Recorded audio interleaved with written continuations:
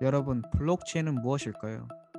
이 블록체인이 비트코인, 이더리움, 그리고 도치코인 이런 암호화폐라고 말할 수 있을까요? 과연 이런 암호화폐가 블록체인을 대변할 수 있을까요? 자, 저희는 한국인이니까 이 영어인 블록체인을 한번 한국어로 해석해 보도록 하겠습니다. 블록은 사각형 덩어리라고 말합니다. 그리고 체인은 띠처럼 이어진 것이라고 합니다. 즉, 블록체인은 사각형 덩어리 띠라고 생각할 수 있겠네요. 자, 그럼 이 사각형 덩어리 띠는 이런 식으로 생겼겠죠. 사각형 덩어리가 있고 그 중간중간마다 이 띠가 있어가지고 이 사각형 덩어리를 이어주는 것을 알 수가 있습니다. 즉, 이 모양의 형태가 블록체인이라고 생각할 수 있겠네요.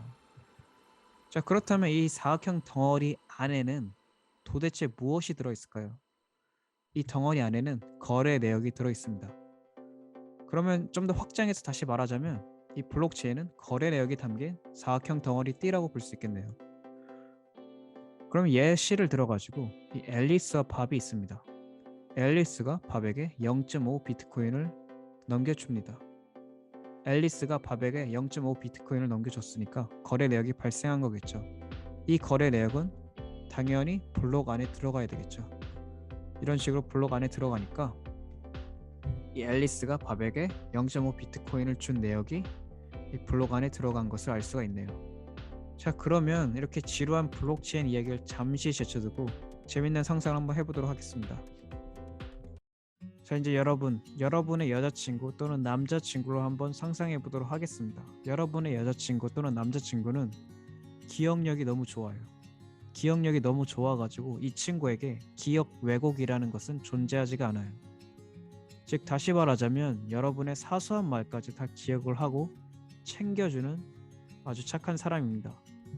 그리고 이 친구의 더 재밌는 점은 분신술이 가능해서 여러분과 늘 함께 있을 수가 있어요. 그리고 불의의 사고로 이 친구가 죽는다고 하여도 이 친구의 분신이 죽기 때문에 사실 이 친구는 죽지 않습니다. 한 사람의 말에 고지고대로 듣는 것이 아니라 여러 사람의 말을 듣습니다. 즉, 분신을 통하여 가지고 동시간대에 여러 사람과 대화를 통하여 어떤 의견이 더 합리적인지 다수결에 위하여 정합니다. 이 정도 남자친구 또는 여자친구라면 정말 스윗하겠죠? 그런데 블록체인 이야기하다가 이상한 소리를 하냐고 생각할 수 있겠습니다. 사실 저희가 한 상상은 블록체인입니다. 네, 저희는 이 블록체인에 두드러지는 몇 가지 특징을 본 것입니다. 이 블록체인의 첫 번째 특징은 불변성입니다.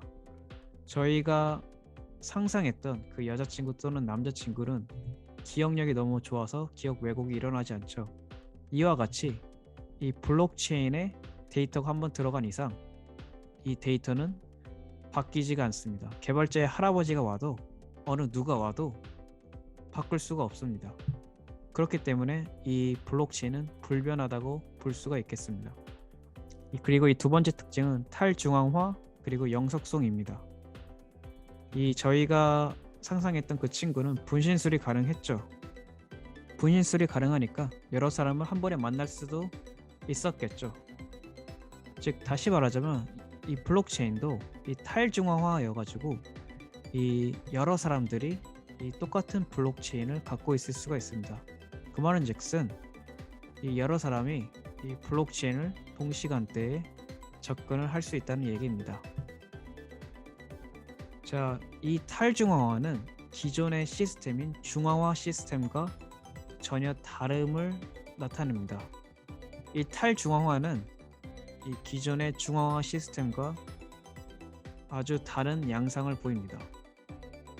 기존의 중앙화 시스템은 한 그룹 또는 한 단체 또는 한 개인 또는 한 국가가 이 모든 정보를 통제를 하고 갖고 있었습니다. 근데 그와 반면에 이 탈중앙화는 여러 사람들이 정보를 갖게 되는 것입니다. 그래서 예를 들자면 이 중앙화 시스템은 저희가 구글에 가입을 한다고 가정하였을 때 이 구글이라는 단체는 당연히 저희 정보를 갖고 있겠죠. 그렇다면 구글이 악의를 품고 저희의 정보를 변경할 수 있고 또는 해커가 이 구글의 서버를 공격을 해가지고 저희의 정보를 또 변경할 수도 있고, 또는 이 구글의 서버가 완전히 망가져서 저희의 정보가 손실이 될 수도 있겠죠.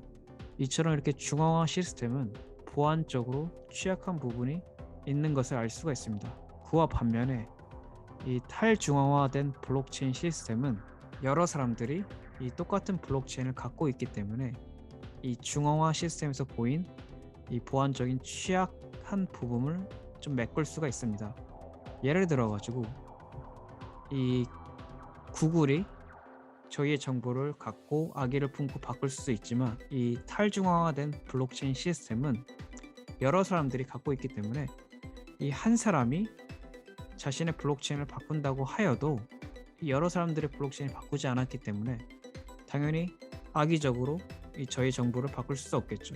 그리고 또 이 구글이라는 서버가 한번 망가지면 저희의 정보가 손실이 되는데, 이 블록체인 같은 경우는 탈중앙화되어 있기 때문에 이 한 개인의 블록체인이 망가진다고 하여도 다른 사람들의 블록체인이 살아있기 때문에 이 저희의 정보가 진짜 손실이 된다고 볼 수는 없겠죠. 그리고 또 이 중앙화 시스템 같은 경우는 이 해커가 이 구글이라는 서버 하나만 공격을 해서 저희의 정보를 빼오거나 바꿀 수 있는데, 이 탈중앙화 시스템은 이 여러 사람들이 똑같은 블록체인을 갖고 있기 때문에 이 해커가 저희의 정보를 쉽게 빼돌리거나 바꿀 수는 없겠죠. 왜냐하면 한 번에 여러 사람들의 블록체인을 공격을 해가지고 이 저희의 정보를 변경해야 되는데 이것은 정말 쉽지가 않겠죠.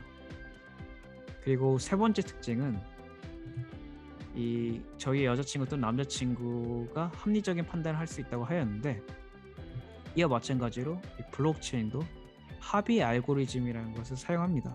이 합의 알고리즘을 좀 더 쉽게 설명하자면, 여러 사람들이 똑같은 블록체인을 갖고 있다고 가정하였을 때 그 중에 한 사람이 이 자신의 블록체인의 정보를 바꿨다고 한다면 그 바꾼 블록체인은 무시가 됩니다. 즉 다수결에 의해서 이 블록체인 시스템이 돌아갑니다. 이것에 대해서는 다음 영상에 대해서 좀 더 자세히 설명하도록 하겠습니다. 그래서 이 합의 알고리즘은 대표적으로 프루프 오브 워크 그리고 프루프 오브 스테이크가 있는데, 간단하게 이 알고리즘에 대해서 설명하자면 POW 같은 경우는 저희가 비트코인이나 다른 코인들을 채굴 한다고 하죠. 그래서 이 채굴할 때 막 그래픽 카드도 필요하고 막 장비도 막 여러 개 필요한다고 하죠. 이럴 때 쓰이는 알고리즘이 POW라고 생각하시면 됩니다.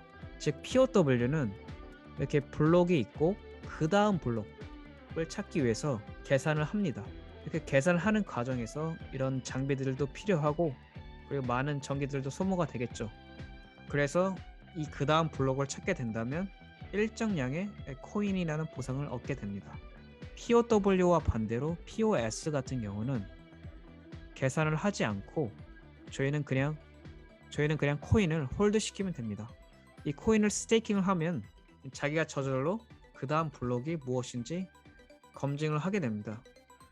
그래서 이걸 지분 증명 방식이라고 하는데, 이 지분 증명 방식은 당연히 많은 양의 코인을 스테이킹 할수록 저희가 그 다음 블록을 찾을 확률이 높아지겠죠. 그리고 또한 보상 코인을 더 많이 받게 되겠죠. 많은 코인을 스테이킹 할수록. 자, 그러면 다시 돌아와서 암호화폐는 블록체인이라고 말할 수 있을까요? 당연히 아니겠죠. 즉 블록체인은 이 세 가지 특징을 갖고 있는 기술 그 자체이고, 그리고 암호화폐는 이 블록체인의 부산물이 되겠네요.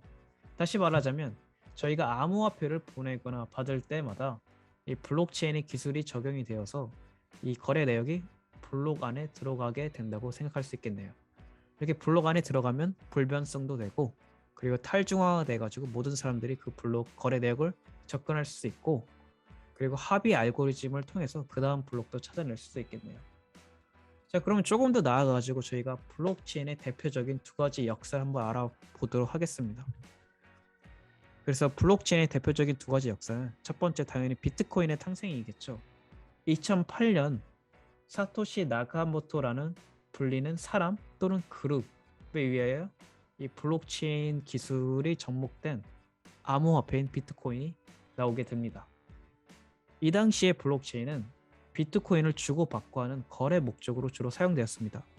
그래서 이 당시에는 이 블록체인의 블록 안에 비트코인에 대한 거래 내역이 주로 들어갔겠죠.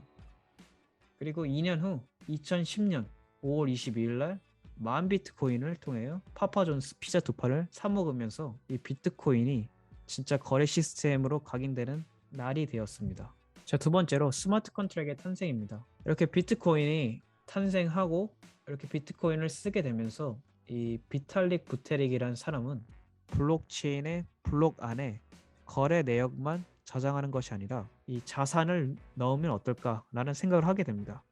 그렇게 시간이 흘러가지고 2015년 이 사람은 이더리움을 만들고 이 스마트 컨트랙이라는 신기름을 갖고 오게 됩니다. 간단하게 말하자면 이 스마트 컨트랙은 정의된 특정한 조건에 부합할 경우 특정한 액션을 취하게 됩니다. 예를 들어 가지고 밤 10시가 되면 제 지갑으로 이더를 준다는 스마트 컨트랙이 있다고 가정해 보도록 하겠습니다. 자, 밤 10시라는 조건이 맞아 떨어지면 당연히 제 지갑으로 이더가 송금이 되겠죠. 이처럼 이것을 스마트 컨트랙이라고 하는데 이러한 정보들이 블록 안에도 저장이 되겠죠.